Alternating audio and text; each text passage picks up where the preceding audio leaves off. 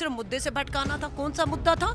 अडानी की फर्जी शेल कंपनियों में लगा 20,000 करोड़ किसका है? राहुल गांधी जी लगातार पूछ रहे थे। जलते हुए मणिपुर के बारे में पूछा जा रहा था। इन सबसे ध्यान भटकाने के लिए विशेष सत्र बुला लिया गया कि हमें उम्मीद थी कि ये 24 में लागू हो जाएगा। ये 15 लाख महिलाएं देश में निर्वाचित हैं और उनकी भागीदारी 40% है। अब ये बिल तो आ गया, लेकिन हमें लगा कि लाभ अभी मिलेगा 24 में, नहीं 25, 26, 27, 28, 29, 30। कब मिलेगा इसका लाभ? थाली खाली थी और थाली में 10 साल के बाद मोदी जी ने खाना रखा, लेकिन बोला है कि आप 10 साल तक और नहीं खा सकते हैं। कि मोदी जी हम इसका स्वागत करते हैं, महिला कानून जो बना है, लेकिन आप इसमें से जो आपने रोड़े अटकाए हैं, परिसीमन जनगणना को हटा दीजिए। उनका हक उन्हें देने की बात आई है, आप उन्हें वंचित क्यों रखना चाहते हैं? हमारी कांग्रेस की मांग में किसी को क्या आपत्ति है? महिला दोनों तरफ से लड़ेगी तो हारेगी तो जीतेगी भी महिला। तो ये शायद बाहर हो जाएंगे और इनकी जगह कौन लेंगे? इनकी जगह हमारी बेटियां ले सकती हैं। कौन सी बेटियां? ये बेटियां, ये साक्षी मलिक है, फोगात बहनें हैं जिन्होंने यौन उत्पीड़न के आरोप भाजपा के सांसद पे लगाए। और यहाँ क्या हुआ? प्रधानमंत्री जी बोले, राष्ट्रपति जी बोली, स्मृति ईरानी बोली, महिला आयोग अध्यक्ष गई नहीं गई ना? क्या दिखता है कि आप अपराधियों के साथ खड़े हैं, न्याय नहीं दिला रहे। नमस्कार दोस्तों, आप देख रहे हैं पंजाब केसरी राजस्थान और मैं हूं आपके साथ इशिका जैन। महिला आरक्षण 2023 बिल को संसद में पारित कर दिया गया, उसे पेश कर, लेकिन अब उस पर बहस बन गई। बीजेपी एक तरफ जहां इस बिल को लेकर एक बड़ा मुद्दा बना रही है इन ए पॉजिटिव वे कि इस बिल को आने से जो अभी चुनाव होने वाले, फिर चाहे वो राजस्थान के विधानसभा चुनाव हो या फिर लोकसभा चुनाव, उसमें एक बड़ा हथियार बीजेपी के लिए साबित हो सकता है। लेकिन वहीं कांग्रेस ने इसको इन्हें नेगेटिव एक बड़ा मुद्दा बना दिया है, और वो ये कि इसमें कुछ विसंगत या कांग्रेस के हिसाब से बताई जा रही है, क्योंकि ये बिल 2024 से नहीं बल्कि 2029 से लागू करने की बात की जा रही है। कांग्रेस की तरफ से कांग्रेस की 21 महिला नेताएं लगातार 21 अलग अलग शहरों में इस बिल को लेकर के प्रेस कॉन्फ्रेंसेस का आयोजन कर रही है, मीडिया से रूबरू हो रही है और इसके साथ ही इस बिल की कुछ विसंगतियों पर विचार विमर्श कर रही है। आज हमारे साथ कांग्रेस नेता और CWC मेंबर अलका लांबा मौजूद है। मैं महिला आरक्षण बिल 2023 को लेकर आपने बात की, कई तरह की विसंगतियां होना आपने इसमें बताया। महिलाओं के लिहाज से बिल काफ़ी अच्छा है क्योंकि आरक्षण मिल रहा है, नारी शक्ति को और ज़्यादा बढ़ावा दिया जा रहा है, लेकिन फिर इस पर आपत्ति क्यों? मुझे लग रहा है आप महिला इसलिए ज़्यादा बेहतर आप समझ सकती हैं कि सच में ये आपत्ति जायज़ है या नहीं है। पूर्ण बहुमत 2014 में मोदी जी को मिला, 2019 में मिला, राजस्थान बैठी 25 के 25 सांसद 2 बार इनको दिए।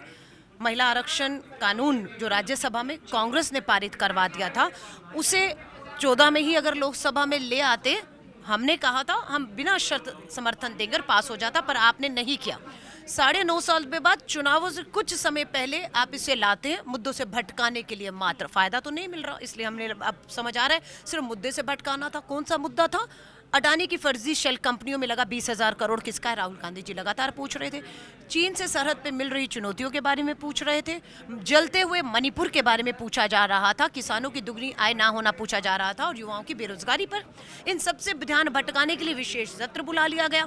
लगा विशेष सत्र आनन फानन में बुलाया है तो बड़ा कुछ हो रहा होगा।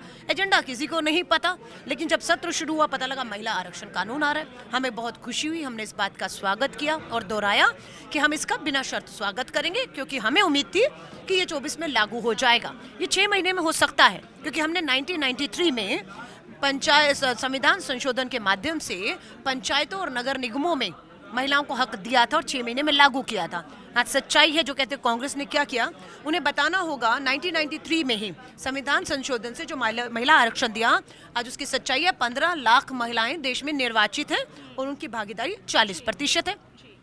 अब ये बिल तो आ गया, लेकिन हमें लगा कि लाभ अभी मिलेगा 24 में, नहीं 25, 26, 27, 28, 29, 30। कब मिलेगा इसका लाभ? अब उनका कहना है कि 2031 में जनगणना होगी। 11 में हुई, 21 में होनी थी, नहीं हुई, अब 31 में जनगणना होगी, तो उसके बाद परिसीमन होगा, उसके बाद महिला को हक मिलेगा। यानी कि मेरी थाली खाली थी और थाली में 10 साल के बाद मोदी जी ने खाना रखा, लेकिन बोला है कि आप 10 साल तक और नहीं खा सकते हैं, तो मेरे हक अधिकार से मुझे वंचित रखा जा रहा है। अब कांग्रेस की, राहुल गांधी जी की और सबकी मांग है कि मोदी जी हम इसका स्वागत करते हैं महिला कानून जो बना है, लेकिन आप इसमें से जो आपने रोड़े अटकाए हैं, परिसीमन जनगणना को हटा दीजिए। ओबीसी महिलाओं का हक आप क्यों उनके विरोधी बने हुए? उन्होंने तो ओबीसी महिलाओं ने आपको वोट देकर चुनकर प्रधानमंत्री बनाया, 10 साल सत्ता दी। आप जब उनका हक उन्हें देने की बात आई है, आप उन्हें वंचित क्यों रखना चाहते हैं? ओबीसी महिलाओं को इस आरक्षण में जगह दीजिए और 24 में लागू कर दीजिए।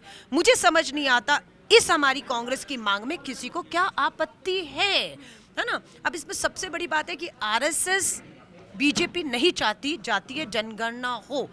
क्यों मैम? आपने कहा आरएसएस और बीजेपी पर आपने सीधे तौर पर से आरोप लगाया कि जातिगत जनगणना वो नहीं करना चाहती। आपके हिसाब से इसके पीछे का कारण क्या है? देखिए, राहुल गांधी जी ने संसद में बताया, प्रेस कॉन्फ्रेंस करके बताया कि केंद्र सरकार के प्रशासन में 90 सचिवों में से मात्र 3 सचिव ओबीसी समाज से आते हैं। कितना प्रतिशत है? 5। क्या सच में 5% है इनका देश में भागीदारी? नहीं है।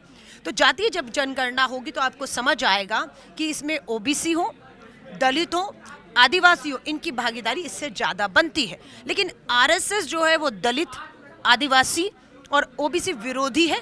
इस जनगणना को, जातीय जनगणना को वो नहीं होना देना चाहती। ये हो गई तो सच्चाई सामने आएगी और उनका हक देना पड़ेगा जो ये नहीं देना चाहते हैं। जी, अलका जी, एक बात बताइए, आप लगातार इस बात की पैरवी कर रहे हैं कि जो महिला आरक्षण बिल है वो अभी से लागू हो, उसके लिए इतने सालों का इंतजार ना किया जाए। 23 सितंबर को राहुल गांधी जी भी जयपुर के दौरे पर थे, उन्होंने भी यही बात उठाई कि इंतजार किस बात का, अभी क्यों ना लागू हो। मुख्यमंत्री अशोक गहलोत भी यही बात कर रहे हैं। कांग्रेस की ओर से महिलाओं को टिकट देने की पैरवी क्यों नहीं की जा रही? पैरवी, देखिए मैं फिर कहूँगी, जो कहते हैं कांग्रेस ने क्या किया, मैं दोहरा रही हूँ। 1993 में संविधान संशोधन से पंचायती राज में पिछले 30 साल से 15 लाख महिलाएं कांग्रेस के प्रयासों की वजह से हैं। उत्तर प्रदेश में प्रियंका गांधी जी ने 40% महिलाओं को टिकट दिया था ना। क्या भाजपा ने सामने महिलाएं उतारी? नहीं। ब्रजभूषण शरण जैसे, कुलदीप सेंगर जैसे, है ना, जिन पे बलात्कार के, यौन उत्पीड़न के गंभीर आरोप है, उन्हें उतार दिया जाता है। और आप महिलाओं को, जिनका चरित्र हनन किया जाता है, जिनके पर धन और बल से हमले करे जाते हैं, ये बराबरी की टक्कर तो नहीं हुई ना। सो बात यही है कि हमें इस कानून की जरूरत थी कि महिला दोनों तरफ से लड़ेगी तो हारेगी तो जीतेगी भी महिला। कैमरामैन को कहूंगी उधर नजर दौड़ाए।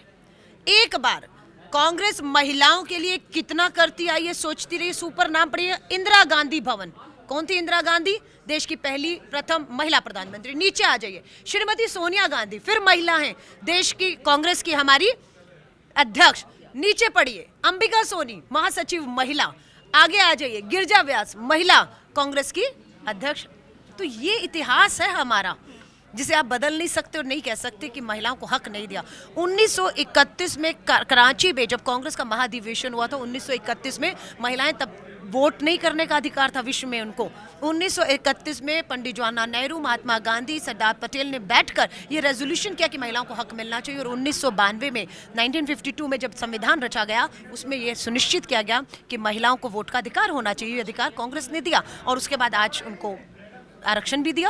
और अब अधूरा है कि आपने पंचायतों, नगर निगमों में आधी आबादी को आधा हक दिया, पूरा नहीं दिया अभी भी, कि राज्यों की विधानसभाओं में और लोकसभाओं में आपने उनको अभी भी उनके अधिकार से वंचित रखा है। 24 में राहुल गांधी जी का कहना है हमारी सरकार आ रही है केंद्र में, हम आते ही सबसे पहले जातीय जनगणना करवाएंगे और महिला आरक्षण कानून को हम आते ही इसके जो रोड़े हैं परिसीमन का, जनगणना का, इसको हटाते हुए ओबीसी महिलाओं को हक देते हुए हम इसको लागू कर देंगे। ये हमारी नीयत है। अलका जी, महिला आरक्षण बिल को मुद्दा बनाया जा रहा है, चुनावी मुद्दा। राजस्थान विधानसभा चुनाव बेहद करीब है, लगभग कुछ ही दिनों में अब आचार संहिता लगने वाली है। तो क्या राजस्थान की राजनीति में इस बार कांग्रेस की ओर से महिला दावेदारों को बहुत ज्यादा टिकट मिलने वाले हैं, ऐसा माना जा सकता है? देखिए, हमारी पूरी कोशिश रहेगी, क्योंकि महिलाओं के मुद्दे जो है वो इन राजस्थान का चुनाव हो, 5 राज्यों का चुनाव है, राजस्थान, मध्य प्रदेश, छत्तीसगढ़, तेलंगाना, मिजोरम, जम्मू कश्मीर भी हिम्मत हुई तो करवाएंगे, नहीं तो भाग रही है अभी तक भाजपा सरकार। तो आप देखेंगे कि महिलाओं के मुद्दे सबसे आगे रहे हैं और इन मुद्दों को महिलाओं ने ही उठाया है। महंगाई हो या जो भी, यहाँ 500 रुपये का सिलेंडर मिल रहा है, इसलिए केंद्र की भाजपा सरकार, मोदी जी मजबूर हुए 200 रुपये कम करने के, लेकिन अभी भी और कम करना बनता है। जब यहाँ 500 है तो आपने अभी भी 900 रुपये क्यों रखा हुआ है? सो महिलाएं जब आएंगी, हमारा ये विश्वास है, तो महिलाओं के मुद्दे, ये जो सड़क पे महिलाओं के जो मैंने दिखाया कि ये तस्वीर आज देखने वाली है, ये बाहर हो जाएंगे।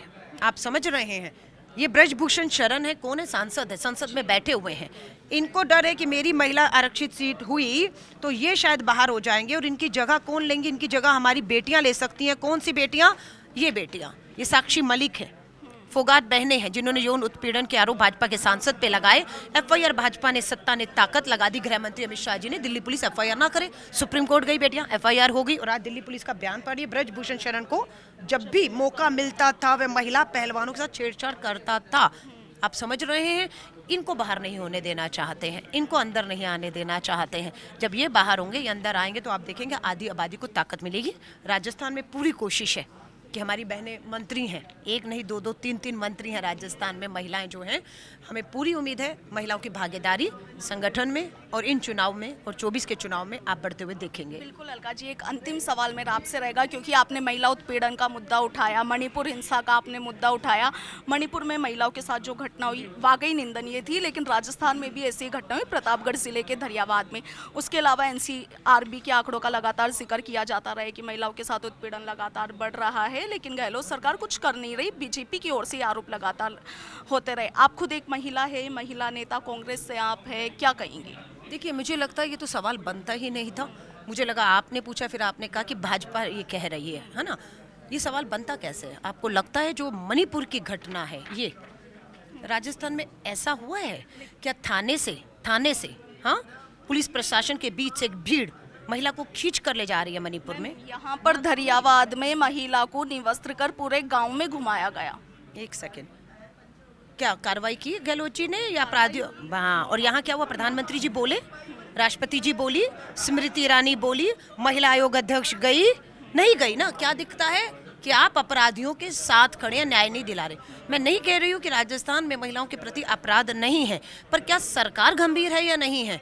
कोई भी नहीं कह सकता कि सरकार गंभीर नहीं है। कोई नहीं कहता कि सरकार अपराधियों के साथ खड़ी है। हर कोई मानता है, राजस्थान का भी गर्व करता है कि राजस्थान की सरकार जो है पूरी तरह से अडिग है कि अपराधियों को छोड़ेंगे नहीं, किसी कीमत पे नहीं छोड़ेंगे। सबसे कम समय पर अगर किसी को फांसी के तख्ते पर किसी अपराधी को चढ़ाने का उदाहरण है तो वो राजस्थान के नाम पर ही है। मैं ये कह रही हूँ महिलाओं के प्रति अपराध है, पर सरकार अपराधियों के साथ खड़ी है। ये भाजपा की है सरकारें खड़ी है। हमारी सरकार पीड़िता के साथ खड़ी है और न्याय के लिए हम बिल्कुल ऐसा माहौल बनाएंगे, बना रहे हैं कि राजस्थान की धरती, शूरवीरों की धरती को मणिपुर जैसे से तुलना करके भाजपा सरकार राजस्थान को बदनाम ना करे। अपनी जवाबदेही जो मणिपुर के प्रति है उसे तय करे। अलका जी, एक लास्ट सवाल मेरा रहेगा। आपने कहा कि बीजेपी अपनी महिला नेताओं को नजरअंदाज कर रही है। वसुंधरा राजे का आपने जिक्र किया, आपने कहा कि उनका अपमान कर रही है, उन्हें नजरअंदाज कर रही है और बीजेपी में आपसी फूट है। पायलट जी और गहलोत जी के बीच जो कुछ हुआ वो भी किसी से छुपा नहीं है, समय समय पर आपने भी देखा होगा। फिर चाहे वो अजमेर की पदयात्रा ले लीजिए या फिर मानेसर प्रकरण, उस पर क्या कहेंगे? नहीं, आज क्या है, घर में विवाद हर एक क्यों होता है। बड़े बुजुर्गों बैठकर मल्लिकार्जुन खड़गे साहब राष्ट्रीय अध्यक्ष है, राहुल जी ने क्या विवाद सुलझाया या नहीं सुलझाया? क्या अब दोनों एक साथ मिलकर राजस्थान की लड़ाई को लड़ रहे हैं? नहीं, सच्चाई तो ये है कि बिल्कुल अब पूरी तरीके से और इतिहास रचने जा रहे हैं। लेकिन क्या भाजपा ये करने में कामयाब हुई? मोदी जी और अमित शाह जी, क्या वसुंधरा राजे जी को जो नज़रअंदाज करके उनका लगातार अपमान किया जा रहा है, उसे मुख्यमंत्री रही हैं, और अगर आपको लगता है भाजपा को अच्छा काम किया तो क्यों नहीं उन्हें महिला को मुख्यमंत्री उम्मीदवार घोषित करके जाते प्रधानमंत्री जी? आप महिला आरक्षण कानून पे बोलकर जाएंगे, राजस्थान में आ रहे हैं, लेकिन क्या आप वसुंधरा राजे जी को वापस अपनी मुख्यमंत्री महिला है का उम्मीदवार घोषित करके जाएंगे? नहीं करके जाएंगे। तो इसलिए हमारे घर में क्या है, आज सच्चाई सबके सामने, उनके घर में क्या चल रहा है वो सबके सामने है। तो ये थी हमारे साथ कांग्रेस नेता और सीडब्ल्यूसी मेंबर अलका लांबा, जिन्होंने महिला आरक्षण को लेकर आज एक प्रेस कॉन्फ्रेंस की और कई तरह के आरोप बीजेपी पर मढ़ दिए। महिला आरक्षण बिल को लेकर एक तरफ जहां बीजेपी जश्न मना रही है, इसको ऐतिहासिक कदम बीजेपी की ओर से माना जा रहा है, तो वहीं दूसरी ओर कांग्रेस की ओर से इसे चुनावी मुद्दा बनाया जा रहा है कि इसमें कुछ एक विसंगतियां है कि इसे 2024 से क्यों नहीं लागू किया जा रहा, इसे लागू करने में अब इतना इंतजार क्यों। इसी बात को लेकर के कांग्रेस की ओर से इसे मुद्दा बनाया जा रहा है। फिलहाल आज 25 सितंबर का दिन है। प्रधानमंत्री नरेंद्र मोदी खुद मरुभूमि यानी कि राजस्थान के जयपुर दौरे पर आए हैं। बड़े कुछ ऐलान यहाँ से करने वाले हैं, क्या कुछ रहेगा हम आपको जरूर बताएंगे। लेकिन महिला आरक्षण बिल 2023 को लेकर कांग्रेस ने बीजेपी के खिलाफ मोर्चा खोल दिया है। लगातार प्रधानमंत्री नरेंद्र मोदी और बीजेपी के तमाम दिग्गज नेताओं से कांग्रेस की ओर से ये सारे सवाल पूछे जा रहे हैं। आपका महिला आरक्षण बिल 2023 को लेकर क्या कुछ कहना है, हमें कमेंट सेक्शन में जरूर बताएं। फिलहाल इतना ही। मैं आपके साथ इशिका जैन, वीडियो जर्नलिस्ट दीपक कुमार शर्मा के साथ, पंजाब केसरी राजस्थान।